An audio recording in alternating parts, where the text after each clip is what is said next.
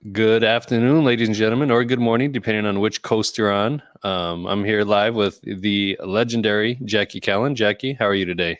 I'm wonderful. So happy to be talking to you, and thank you for that compliment. Much appreciated. Yes, and the pleasure is all mine.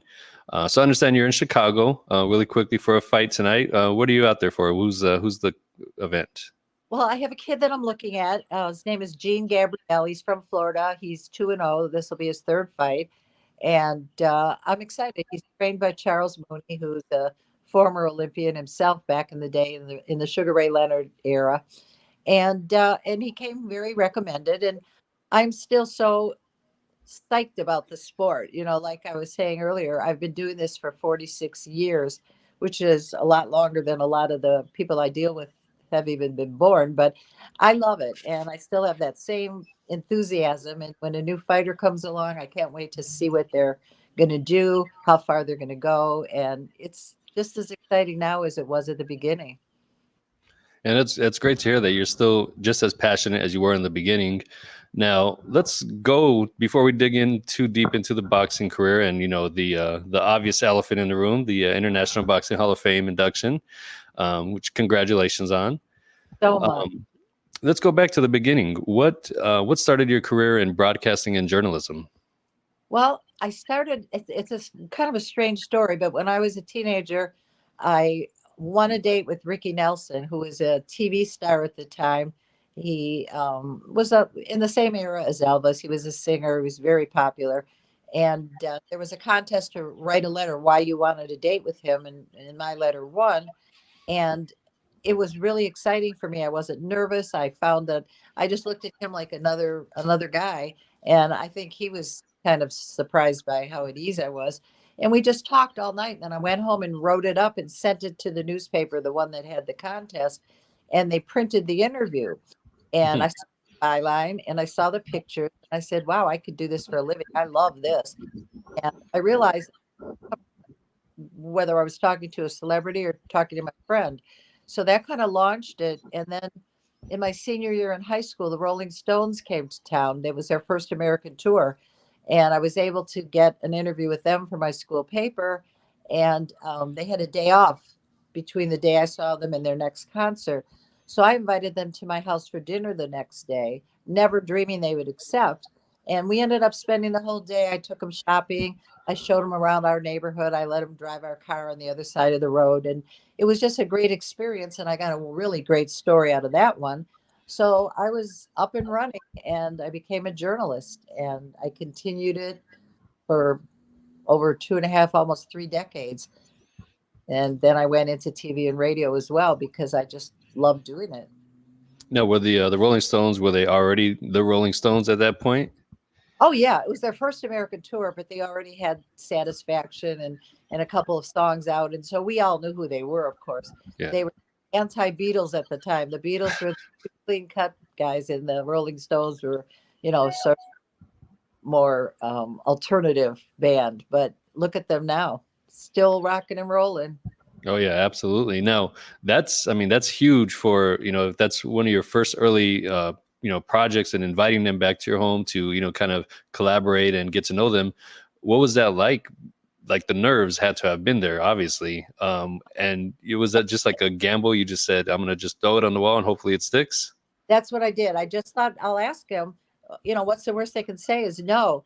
And then that became a tradition that any of the groups or people that I interviewed, I would invite them back to my house if they had time or before their concert. And it started building where I'd have Frankie Valli in the Four Seasons or Kiss or any of the different people that I'd interviewed. If they had time while they were in town, I'd invite them over to our house. We had a nice pool. And it was like, why not? If you've got the time, why sit in a hotel room if you can be, in a family setting? And that just became kind of my MO, and it really relaxed the people I was talking to, and I was able to get some really great stories. And I know with Michael Jackson, I invited him, but he's a Jehovah's Witness. He had his own chef with him, and he had to do his own thing. But I had a great time with him after the concert. Nevertheless, he was fascinating, really.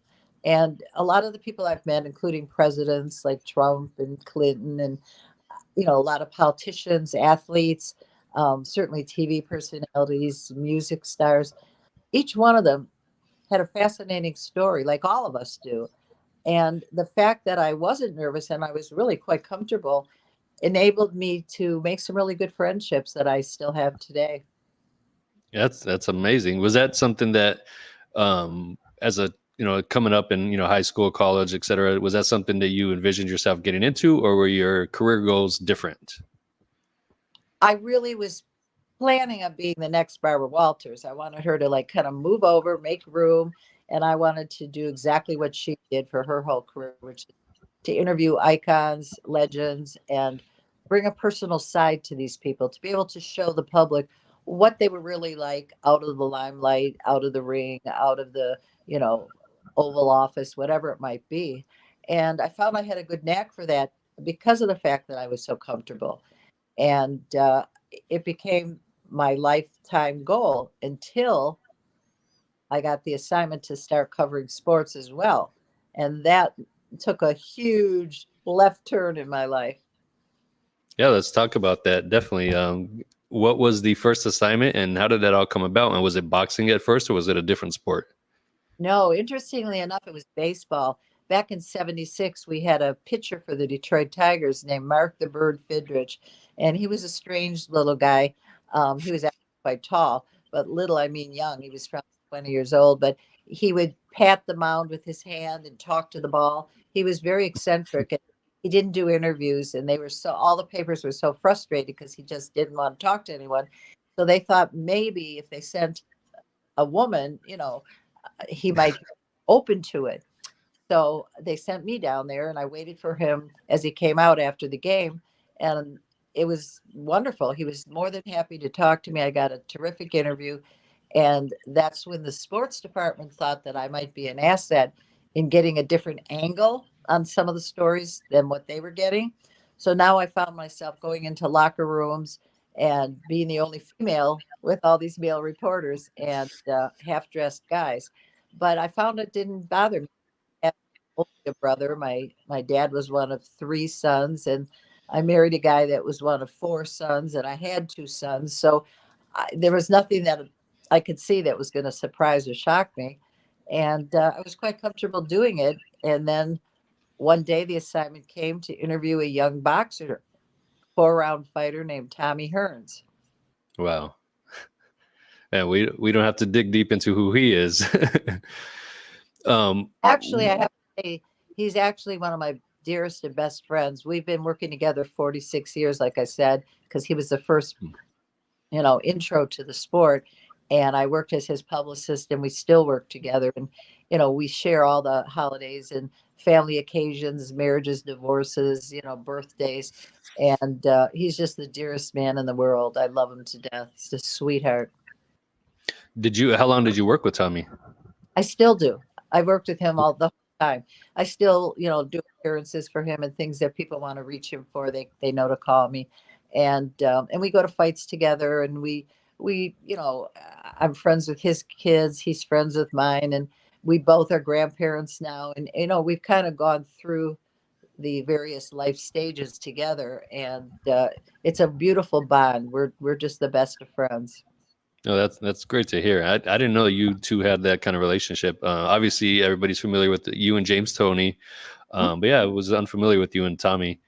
Now, just kind of circling back, when you mentioned you being the only female reporter in a male-dominated field at that time, was there a lot of like hate towards you? Did you really kind of have to scratch and claw your way through, in a sense? And what was that like? Well, that was way before the Me Too movement. So, you know, if a guy came on to you or made a comment that wasn't the nicest or, the innuendos and things, we just accepted it. At least I did. There were no other women I could talk to say, hey, how do you handle it? I just let it roll off my back. I just always felt, hey, I'm allowed to be here as much as these other men are allowed to be here. They're here to get a story. I'm here to get a story.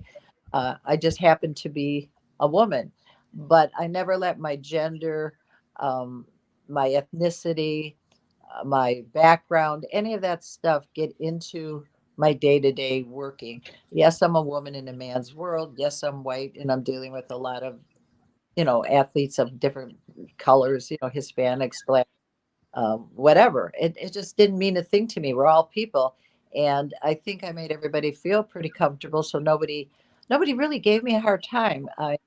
More so in boxing than in general sports.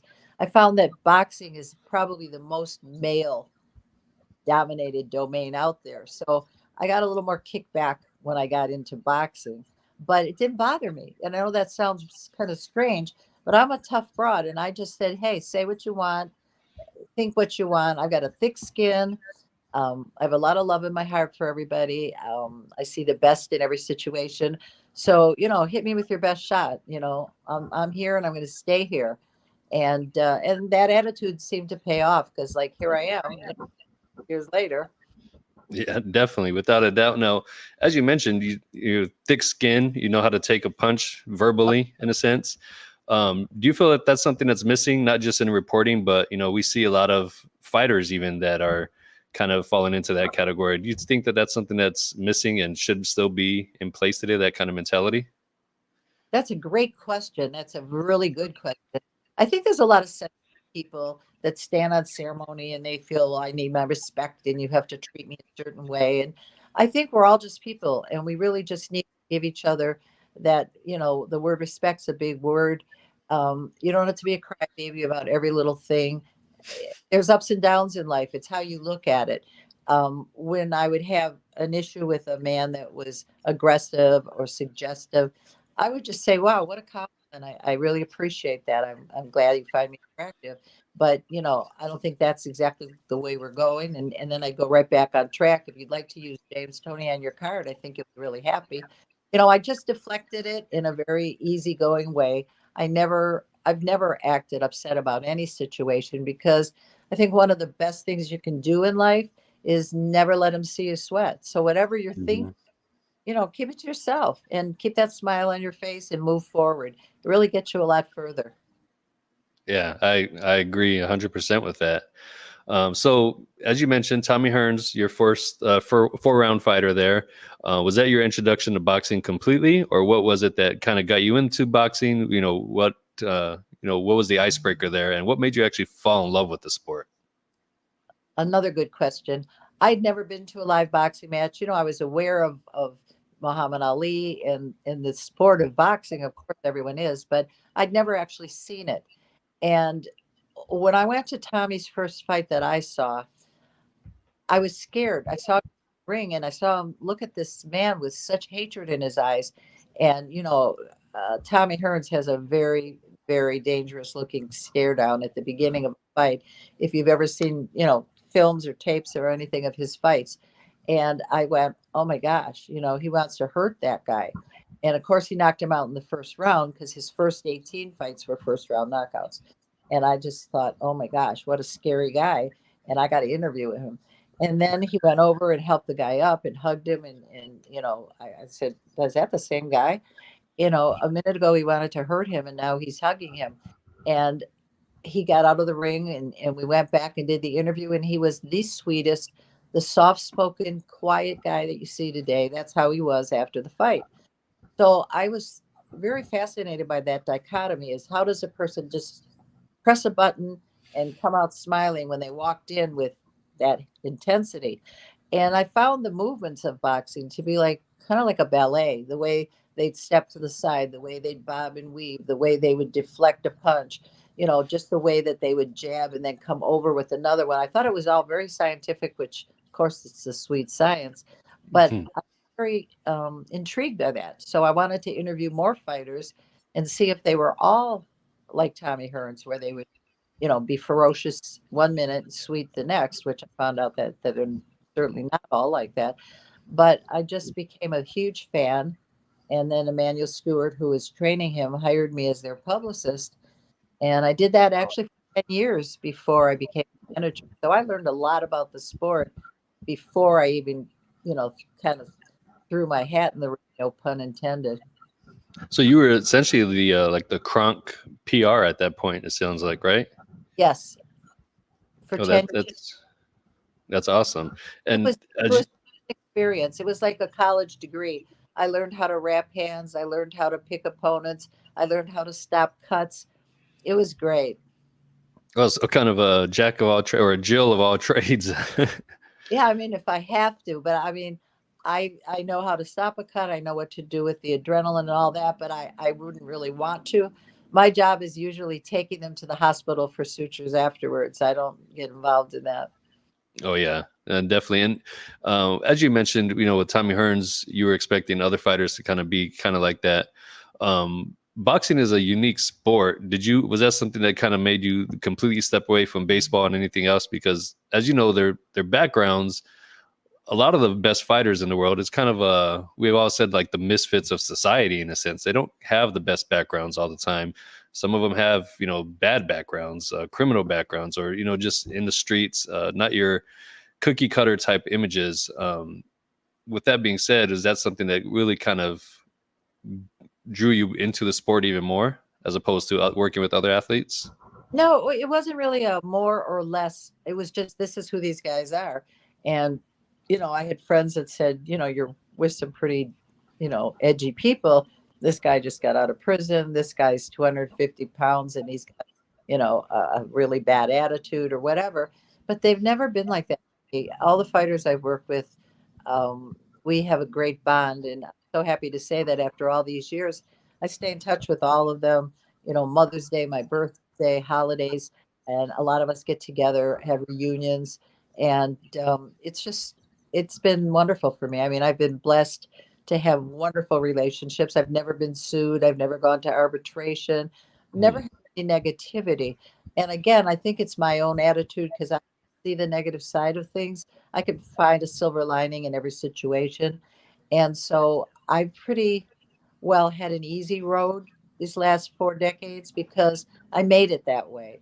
And if a guy had a rough background or he didn't have loving parents or he came from, an abused background, I wanted to be the big sister or the mom that they didn't have who was there to listen, to give guidance, to give that compassion that maybe they didn't have. And it seemed to work really well because then we had the kind of bond where they would want to win for me because I believed in them and I gave them the support that they weren't getting anywhere else. And I think that was the uniqueness that a woman was bringing to the sport that a lot of these fighters didn't have. And I wasn't just a tough guy that was the manager that, showed up at the fight and took his percentage. I was there in the gym, I was there on a daily basis if they needed me. And so I think that kind of helped me attract the fighters that came to, hire me as their manager, so to speak. I think they saw the benefits of a woman rather than the negatives. Yeah, absolutely. Now, you did mention, you made it a positive road, and I like that. You control the narrative in that sense. There is still ups and downs though that you can't get away from. What kind of adversity did you have to deal with outside of just being a woman in a male-dominated sport? What other kind of adversity did you have to come across during your time there with Kronk or just in general? Well, we all have adversity, health wise. I've got 4 heart stents. I've got glaucoma. I'm legally blind in my right eye. I've had 2 bouts with melanoma, malignant melanoma. I have sleep apnea. I mean, these are things that in life we all get. I deal with that the way I deal with everything. And there we go. You're muted for a second. Your audio cut out.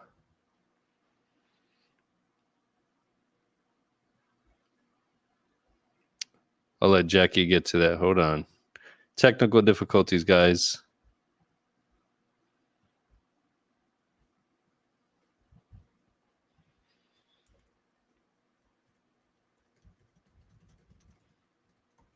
In the meantime, definitely send. I'm putting it across the screen right now. Send in questions. We will get to them by the end of the show. Not sure if you can.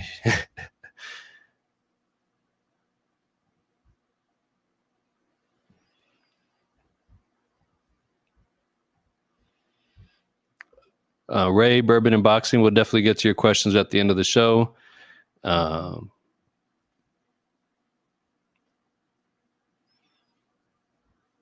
Technical difficulties. Bear with us, guys.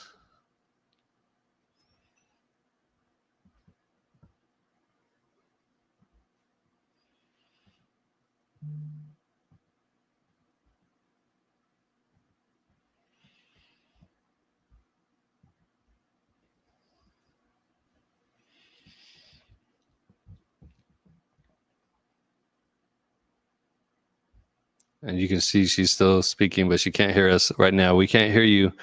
The audio is cut out.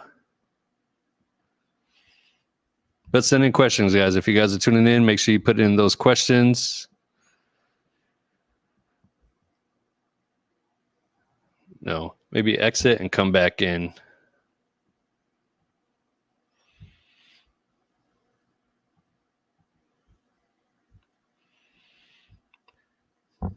Can you hear me?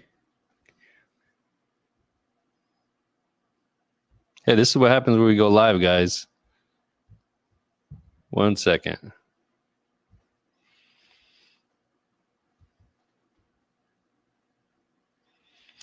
This is why we like doing live. You never know what to expect when you go live, but there's no editing here at ITR Boxing. This is what we do, guys. We call it as we see it, as we go, and sometimes we have to deal with this.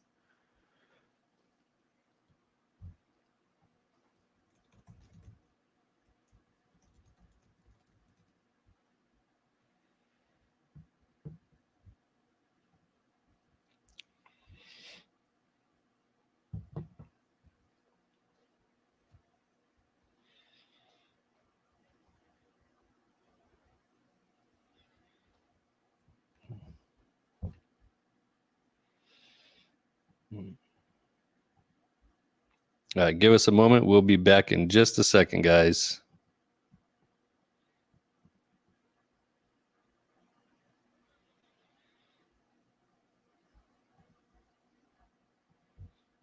There we go. She's going to leave and come back. Perfect. In the meantime, make sure you guys follow us on every platform: Instagram, ITR Boxing; Facebook, ITR Boxing. There we go. She's back. We can hear her. Oh, sorry. I don't know what happened. I'm talking and you're saying I can't hear you. Yeah, we were. I was just filling the time. Hey, that's what happens when you go live. But we're all determined to get back to you. Perfect. Yeah, we're all human. It happens, and this is the stuff. And what's funny is we were just talking about overcoming adversity, and that was like perfect timing.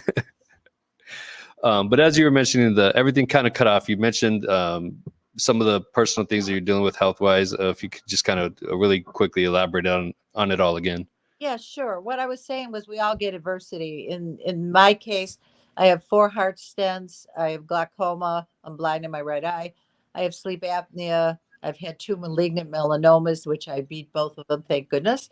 And that's just part of life. I don't consider those setbacks. I just think they were challenges that I was able to deal with and overcome. And, other than that, the setbacks that I've had career wise have been very few, and I can't really say I have any regrets. I did mention I think that the saddest day was after my 6 years with James Tony. When he went to a different manager, I was really really sad about that because he was, in my opinion, like a son, and I still think the world of him. He's one of the greatest fighters that I'll ever work with, that's for sure. And we're great friends now, and my kids adore him. They're all the same age. They kind of grew up together. And working with him was such a blessing and such a great experience. And, when you work with Hall of Famers like Tommy Hearns and James Toney, and, I've been lucky to work with Tom Boom Boom Johnson and Bronco McCart and Pinklin Thomas, other champions who entrusted me with their careers. And again, I'm so grateful for that because to me, it was a huge compliment when a fighter of that caliber chooses you to work with. I think that's a total compliment. No, I want to definitely get into how that relationship with James started. But before we do, I want to ask you a fun question. And it's going to be a tough one for you. Tommy Hearns and James Toney dream fight at 160. What happens? Oh, asked that before because obviously Tommy went from welterweight, junior welterweight. He went all the way up 6 divisions. Um, That's such an emotional question because I like, they're both so special to me in different ways. I think James would have been really hard to hit because of his defense, but Tommy's right hand, especially at middleweight, was so powerful. Um, I just hope it would have been a draw. I'm kidding. Great answer. Great answer. Now, um, obviously, you're working with Tommy, and you were working with Kronk exclusively for a while. How did the relationship with James start? Actually, I was working with a fighter out of Chicago named Bobby Hitz, who is the promoter of the Hmm. fight here for tonight. So Oh yeah. 35 after I signed Bobby Hitz, we're still great friends as well. And while I was in the gym with Bobby, working with him, James was in the gym and he didn't have a manager. And I watched him spar, and Bobby said, "Wow, that guy's great." And I said, "We should try to see if he wants to come in our stable." And at that time, I was getting a lot of flack being a woman and managing a heavyweight, and some of the guys he'd spar with would say, "Oh, what are you going to do? Have hide behind her skirt, or what's she going to do? Come in and hit with her high heel, or you know, first person." We were both guinea pigs to each other because it was an anomaly. And James saw the way I treated him, the care I gave him, and the support, and I think he thought that would be good. And I thought he was fantastic. And Emmanuel Stewart and some of the other managers in town weren't picking up on him, so I thought this is my opportunity because I see something in this kid. Maybe they don't see it, but I see a future champion. So we took a chance on each other, and obviously it paid off. And he's just a real special person. Now, what was that jump like from doing PR work to then managing fighters? It wasn't as difficult as you would think because I'd been watching Emmanuel for 10 years, and I kind of figured I know what to do if someone would let me do it. I Yeah. didn't think any fighter would want a woman as a man because I didn't see any other women in the sport for 10 years. I knew about Eileen Eaton, who had promoted at the Olympic, and I knew about Becky O'Neill, who worked the corner for Jeff Chandler in the 70s and maybe early 80s. But other than that, I didn't know that women could manage a fighter. No one had done it. I hadn't seen anyone doing it. So I just said, well, I'll learn as I go. I'm not a stupid person. I think I could catch on to what I have to do. So I just said, I'm going to go for it. And here I am still doing it. And I have Mike Quan Williams is my 140 pounder who's 20 fights, wins, and two draws, no losses. He's fighting on the Hall of Fame weekend. So I'm excited that I'll have my fighter there with me, and he's a prize. I'll tell you, he's a really great kid and a great fighter.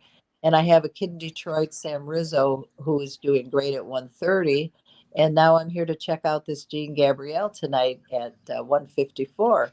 So I still love it, and I enjoy the day-to-day workings of finding the fights, checking to see how the sparring's going, making sure that, they have the equipment that they need, and that they're, the trainer and the fighter have that bond that they need so that when they come back to the corner, they listen. Because if the trainer and the fighter have a disconnect, it's sometimes a problem, and you have to either replace the trainer or sit down with them and try to patch it up. It's a very intense relationship, and a lot of times it's like father and son, or if the trainer's young, it's like brothers. And I try to make sure that each fighter I work with has the exact right trainer for their style, the trainer that's going to bring out the best in them, who will assess their strengths and build on that and find their weaknesses and correct that. So you know boxing to me is a 4-lane highway. There's the fighter in one lane, the trainer in the next lane, the manager in the next lane, and then the promoter in the other lane. And if we all stay in our lane and do our job, it's beautiful. You can go to the top. But when people go into each other's lanes, that's when you have accident crashes. So I've learned to stay in the management role. I don't try to never try to train a fighter. I've tried my hands at promoting, but you can't promote and manage at the same time. So if I can't promote my own fighters, why am I going to bother? So I'm very Sure. good at being a manager. I enjoy it. That's a great analogy too. The 4-lane highway. I've never heard that, but that's a great analogy. And as you mentioned, the fighter and the trainer relationship needs to fit like a glove. Um, and as you said, fighters need to pair with somebody that complements their style. I see a lot of guys who, they'll experience a rise in popularity. Currently Bomac is the hot thing because of Terrence Crawford. We've seen it time and time again. There's Robert Garcia, there's Freddie Roach, Buddy McGirt. What is your kind of like thinking or mindset when you see fighters just kind of flock to that instead of finding what fits them like a glove? Another good question, because you can't go into a plastic surgeon and expecting him to make every face look the same. That's not a doctor I would go to, because we're all different. I don't want the same nose as the next girl because I'm different. I have a different look. I think a trainer has to fit the style of the fighter, because styles make a fight anyways. So there's, I think there's trainers who are great with the punchers. They know how to get them to sit down. They know how to get them to, know that exact second when to throw the punch that's going to really connect. They know when to tell them to go upstairs, downstairs, when to work the body or whatever it takes to take down that opponent. And then there's trainers that are so skilled at boxing, the beauty of the sport, that can tell you how to stay away, how to, not necessarily get on your bike and backpedal the whole fight, because that's not going to win rounds, but how to efficiently box and win rounds and win fights. And I think you take the right fighter with the right manager and the right trainer and put them with the right promoter, and you could have a world champion. And that's where I'm headed with my Quan. We're with Lou DiBella, and he's been great with us. He's got us 22 fights in, no losses. And that's obviously a tribute to the fighter's skills, but it's also his trainer Paul Sishan and him are like father and son. And we've made the right choices along the way, and we've kind of up, that's another thing, we've upped the opposition so that he's growing. And so many, and today more than ever, a lot of the fighters are that have this mental fixation with that O. They don't want that O to go, so they want to fight pretty much inferior talent to them, and they would rather fight a guy 5-13 than a guy, 12-3, for example. And so they're not really growing. They're just staying at a lateral position. They're not learning how to fight different styles because they're always fighting down. And I know with James, we always fought up. We would find somebody each fight that was a little different. Maybe it's a southpaw, and you want to get used to fighting a southpaw in case that's who you're going to fight for a title. Or maybe it's a real tall guy, and you want to get used to fighting on the inside with a taller opponent. So I think building the record is very important, because if you have a padded record where you're 25-0 against inferior opponents, and then you get a title shot, you're way over your head. So it's a question. It's very scientific, and you have to sit down and really, it's like handicapping a race. You got to figure the right opponent at the right time. Now, I'm assuming, in your role as a manager, there's a lot of matchmaking involved with that same, thought being in your head. You don't want to pad the record. You want to move them along correctly. How difficult is that, especially nowadays with your fighters, Sam Rizzo, Myquan Williams, finding the right opponents that aren't going to pad their record, but teach them along the way? Well, they're both really good about that, and so I love that, because I like the throwback fighters. Tommy Hearn never said, "Oh my, oh, I need to see a tape of him." I mean, back in the day, they didn't see tapes. There was no box rec. There was nothing, and you just fought who you had to fight. And you just went in there and took care of business. And then in the '80s, we had the four kings fighting each other: Hearns, Hagler, Mhm. Brand. Each one fought each other. They were all top of their game. Nobody said, "Oh, I'm not going to fight him. He's too good." And then you went into the era where the fighters were being babied a little bit, and it was like, "Oh, I don't want to fight him. He's too tall," or "I don't want to fight him. He's too stocky," or he fought so and so 3 fights ago. And I mean, they started getting very nitpicky, because they could look on BoxRec, they could go on YouTube and see, "Oh, I saw his last fight, he's got a heavy right hand." Just get in there, do your job, adjust to the style. If you're really well trained, you should be able to fight anybody in your weight class. at the given time. Now, if you're 4-0, you're not going to fight a guy 20-0. You have to match them properly. But skittish fighter or a fighter that's nervous about moving up, it's probably not going to be a champion, because if you don't have that heart and that desire, I just don't see you going all the way. Yeah, and I agree completely. And that's a you mentioned the Four Kings. There's times where we get kind of close. I think me personally as a fan, the closest I can remember was maybe around the Trinidad Mosley Vargas De La Hoya era. But do you think we'll ever have a legit Four Kings era again, the way it felt during the Leonard Hagler, Hearns, and Duran era? I would like to hope so, because that's what draws people to boxing. When you have good competitive fights, when the best fight the best, that's what it's about. When you have cards where there might be one or two decent fights and the rest are kind of, you know, predictable early knockouts against mismatches, I think it kind of turns people off to the sport. And then we have someone like Jake Paul and Logan Paul, who are bringing boxing back in a different way. Instead of coming up the amateur ranks and the Golden Gloves and the Olympics, they just come out and say, "Hey, I'm an influencer. I have a lot of fans, and I'm going to box and I'm going to knock you out." And they start filling the seats. So in a way, people always say, "Well, what do you think of Jake Paul?" I mean, I think he's doing a great thing for boxing, because he's bringing a lot of eyes to the sport. And I think his fight with, I don't know if it's a fight, an exhibition, what it's going to be, but him matching Tyson is totally a novelty. We know that, but it's getting people talking about boxing. Is this a good fight? Is it not? Is Mike too old? Is this stupid? Is this a circus? I mean, it's got people talking about boxing, and that's what I like. I want people to. We're here. We're not MMA, um, and I think MMA stole a lot of our viewers. Their numbers for their shows are very good, and I just want people to realize how great a sport boxing is. Maybe we need more of those marquee names, the Muhammad Ali's and the Mike Tysons, and, you know, even somebody like Tyson Fury. He's so entertaining. I mean, people love to see him. And, you mentioned Terrence Crawford, who's probably pound for pound the best right now. And we need people like that to drive people to the live shows. Yeah, and it's funny you mentioned that too.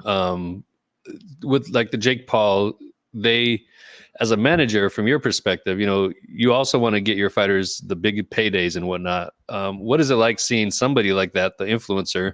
They might not have put in the work in the ring, but with the era of the sport that we're in now, a lot of it, look at Ryan Garcia. He's a perfect example of somebody who's taking advantage of both. He's got the amateur background. He's an actual fighter, skilled fighter, respectable fighter, but he has the social media influence. When you get guys like that that come in without the amateur background, like Jake Paul, and get those big paydays immediately, is it disheartening for some of your fighters coming up, or is that something that you kind of tell them now? The sports changed when I first came in. James Toney, Tommy Hearns didn't have to worry about that, but this is something that you're going to have to do on the side now, in addition to training, to get that name up. Well, that's another good question. You really ask really good questions. I think that's a mixed answer, because for the sport itself, the attention that they bring to the sport, I think, is positive. I don't think fighters should begrudge Jake Paul for making the money he's making. They may resent it and think, "I've been fighting since I'm 10 years old. I've traveled all the whole amateur circuit, and this clown comes along and look what he's made. I'll never make that." But that's a fact of life. You can't change that. You're not Jake Paul. He was smart enough to come up with this and build his own career. And I give him credit for that. So you can't be jealous or resentful of someone who's found a road to the top. Just build your own road to the top. Don't spend time resenting someone else. Jealousy is a very negative thing. And I always tell them, just do your own thing. You're good enough and you get your world title and defend it enough times, you're going to make a name for yourself. Don't worry about the next guy, because tell me if you think he's worrying about you, and I can tell you he's not. So just focus on your own career. So I think if people do that, stay in your lane, don't look to the left or right, because you're not in that lane. And again, I think Jake Paul's entitled to whatever he's getting, because he's built this himself. And so kudos to him and to anybody who finds a fast way to the top, you know. Yeah, absolutely. And another thing, as we just touched on Terrence Crawford, sometimes some questions just pop in my head that I think of to ask you. In my head, with you, pound for pound, best fighter in the world. Um, if he was in the 80s or 90s, he probably would have fought twice by now since fighting Errol Spence last July, especially that magnitude of that fight. What is it nowadays that fighters are not capitalizing on that newfound success? I mean, Julio Cesar Chavez and Mike Tyson would fight every few weeks. Even, another fellow inductee, Diego Corrales, he's fought, within just a few weeks time span of each other before. What is it missing from that mind state now in boxing that fighters are not as active? Well, I think a lot of it has to do with the TV situation. Now, when I was building my fighters, James fought 10 times in, I think, 91. We had access. We had TV, network TV. We had Wide World of Sports. We had Friday Night Fights. We had USA. We had out. So I could build a fighter. I could publicize them. People would see them on TV, free TV. So they could just scroll through and say, oh, there's a fight. Let's watch it. It Mhm. was easier to build a fighter and to get name recognition. Then we went into the era of cable with HBO and Showtime. So you had to actually have cable and buy those subscriptions to see HBO and Showbox. And then those went away. So now you have to do the streaming things. You have to go to DAZN and go to ProBox and, Fight TV and the specific networks that show just boxing. You don't see it on regular TV just on a weekly basis.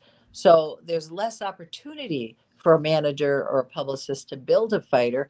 You can do what you can on social media and you can get people aware of them, but then where are they going to see them? Who's offering guys 3, 4, 5, 6 fights a year? On what cards, where? Because without the TV money, a local promoter can't afford to do a Terrence Crawford, Errol Spence. A big title fight costs a lot of money. And you have to have good sponsors, you have to have a big live gate, and you have to have TV money or at least a casino with a site fee. So it's a little trickier on the business side of it. So I find it a lot harder to keep fighters active. Yeah, interesting. And it's great to hear from your perspective. Obviously, somebody who knows the ins and outs of the sport. Now, kind of going away a little bit from boxing, we'll focus back on your career again too, because I mean, historic run, like has definitely historic run. And in 2004, it came to these, what is it, the silver screen or the big screen, whatever they want to call it. They immortalized you in Hollywood in that sense. How did that come about? The story, your movie Against the Ropes, and did you have any influence on who played you? Well, interestingly enough, a producer read a story about me in the Wall Street Journal, and he called me and he said, "I think there's a movie here. Would you like to come to Hollywood and meet with us?" And I said, "Why not? Of course." And I went out there and I met with them, and then they took me around to all the studios, and then Paramount Studios loved the story. They wanted to give me a variety of actresses: Sharon Stone, Michelle Pfeiffer.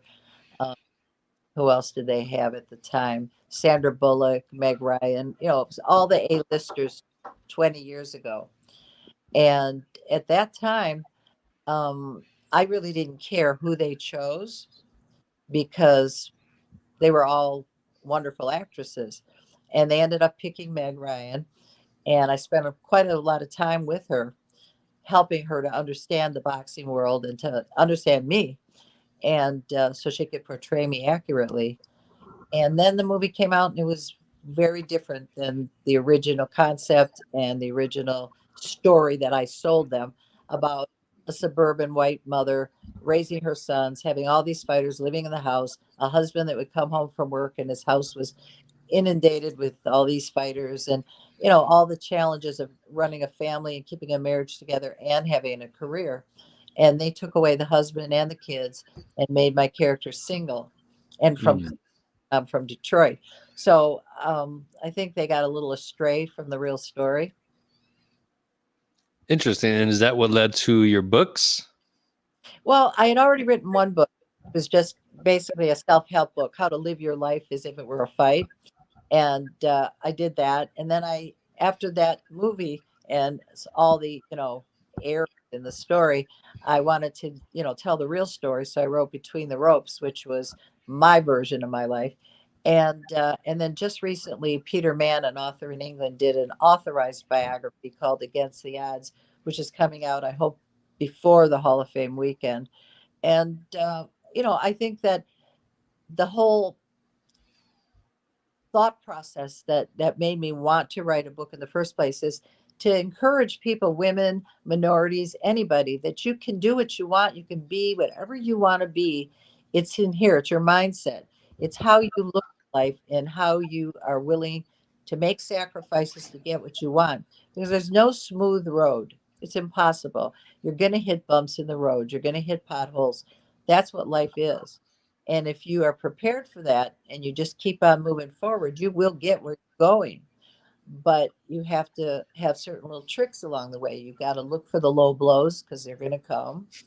You have to get the right people in your corner. And all the metaphors that apply to boxing seem to apply to life. Agree. Yeah, 100%. It's probably the sport that mirrors life the most in that sense. And, with that, everything we just discussed the past, I know this has gone on quite a while, and I appreciate your time as well, too. Problem. Do you have a Um, recommendation? Do you have one last thing that you say, I got to know? yes. So, really quickly, the Hall of Fame induction, how did that come about? And, what does that mean to you? Well, I always admired the Hall of Fame. I mean, that seems like the pinnacle of someone's success. If you reach the Hall of Fame, you've made a name for yourself in that field. And I started to think that maybe when James Toney got in, that I'd get in with him because we kind of built each other side by side. And then he got in a couple years ago and I didn't. And I went, okay, well, it's not my time. And maybe before it's all over, someone will say, maybe she should be in there. And then this year I got the call that I was on the ballot. And I guess that's half of it, just being on the ballot. So I just crossed my fingers and I said, maybe this is my year. And then I got the call that, I had unanimously been voted in. And it's such an honor, it really is, especially the fact that I'm the only woman manager that's in the Hall of Fame, or maybe ever will. I don't know if someone else will come along and have as many world champions, hopefully. But it's that, like I said, it's the pinnacle. It's that recognition that here's a girl, a woman that came into an all male sport and was able to beat the odds, you know, make people wrong who said she'll never ever be successful. And I didn't listen to them. I just said, I disagree. I'm not going to argue. I'm not going to make a stink. I'm just going to do my thing. And you And did it your way. yeah, and exactly. They're just like the song, Hmm. regret had a few, but too few to mention. And I did it my way. And the beauty of that is that they finally recognized it. And I'm going in the Hall of Fame. And what a great feeling. Yeah, definitely. If you have a really quickly, just a couple quick moments, there's a couple questions I just want to throw out there. Bourbon and Boxing says, just congratulations. You're a legend in the sport. Real Ray, we just wanted to know the similarities and differences between dealing with entertainers and boxers. And then another question that he had is, what was the feeling like when Hearns lost to Sugar Ray Leonard? As on Legendary Nights, they talked about it was a really emotional night for a lot of people. If you can just touch on those really quickly. Sure. Well, I'll do the Tommy Hearns question first because that's still so fresh in my mind. That first fight, which was in 1981 in September, that boiling hot night at Caesar's Palace, Tommy was winning. And going into the 12th round, I thought we had it, and we really did. But back then, they had 15 rounds for championship fights. And those extra later rounds, Ray got to him. And that changed the whole outcome of the fight. I was just so devastated by that. I love Ray, and I've known Ray 40 some odd years, but Tommy was my guy, and I was really pulling for him. Then they had a rematch many years later, and Tommy clearly beat him, and they called it a draw.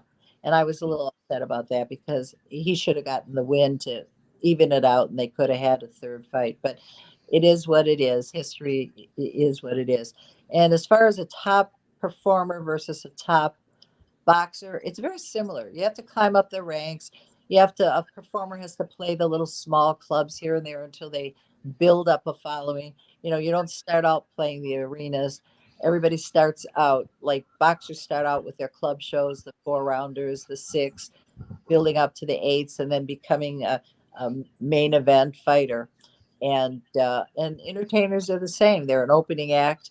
You know, Barry Manilow was Bette Midler's opening act. Billy Joel was the Beach Boys opening act. I interviewed all of the main stars, and I their opening acts. And it's interesting how many times opening act becomes a superstar as well. And that's same with fighters. You see guys coming up who are someone's sparring partner or whatever, and then they end up getting their own belt. So that it's very similar. Well, Jackie, again, congratulations on the induction. Well deserved. I don't know if you're a WWE fan, but sometimes when a wrestler achieves a world title or something, the entire arena fills with "You deserve it" chants. And if I had an entire arena filled with 70,000 people, I think they would all be unanimous in cheering "You deserve it" because you absolutely do. That is the sweetest thing, and I appreciate that more than you know. I'm still a woman in a man's sport, and when I get a compliment like that from a guy like you, I take it to heart. So thank you. Yeah, definitely well deserved again. And thank you for your time. Any other last comments to throw out there before we end it? I'm just sorry for the glitch in the middle. I don't know what happened. Hey, it happens. Everybody, I'm sorry. I don't know what happened. You've been in the entertainment industry so long, so you know how it goes sometimes. We roll with the. Exactly. Well, thank you again. Appreciate your time, and you have a great one. And we'll be celebrating your induction in June. Thank you so much. Bye. Thank you. Bye bye.